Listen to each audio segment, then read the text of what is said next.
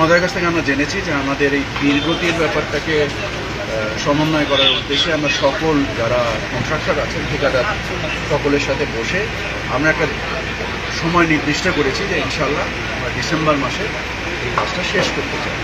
আর কাজের মান বিষয়ক যদি আপনাদের অনুসন্ধানে কোনো তথ্য থাকে আমাদেরকে বলেন, আমরা সেটার ব্যাপারে।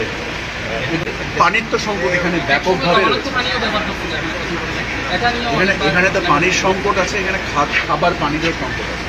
এমনকি এই প্রকল্প করার সময় পানির সম্ভবতাও সঠিকভাবে যাচাই না করার কারণে এখন আমাদেরকে অনেক দূর থেকে পানি টেনে আনতে হচ্ছে, বুস্টার সিস্টেম করে পানি টেনে আনছে আমরা। তো যখন প্রকল্পের হয়তো বা এমন সময় এসেছে যখন কাজকে থামানো যায়নি, সেক্ষেত্রে হয়তো কোথাও লবণাক্ত পানি ব্যবহার করা হয়ে থাকতে পারে আগে। আর যেটা দেয়াল ভাঙার কথা আপনি বললেন, নিশ্চয়ই সেটা সংস্কার করে ঠিক করা হবে।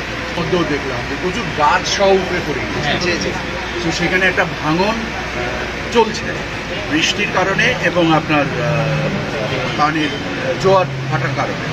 তো আমি নিশ্চিত যে সমস্যাটা হয়েছে সেটা সংস্কার। এখন সিদ্ধান্ত নিয়েছি যে 2 সপ্তাহের ভিতরে এখান থেকে একটা বাংলো রেডি হয়ে যাবে। এই বাংলোতে পিডি সাহেব প্রতি সপ্তাহে 1 দিন করে থাকবেন। তো আমরা এই লক্ষ্য উদ্দেশ্য অর্জন করার জন্য উনি যখন থাকবেন আমরা মনে করি কাজে গতি পাওয়া যাবে, এবং আমার পক্ষে যদি সম্ভব হয় আমি এবং সচিব মহোদয় আমরাও আরও একবার আসবো করে কাজটা নির্দিষ্ট দিনে শেষ করাটাই ছিল আমাদের মূল উদ্দেশ্য। আমরা ঠিকাদারদের সাথে আলোচনা করে তাদের উৎসাহ এবং তাদের শেষ করার আগ্রহ এবং তাদের যে সমন্বয় দেখে আমি মনে করছি ইনশাল্লাহ আমরা কাঙ্ক্ষিত দিনে কাজ শেষ করতে পারব।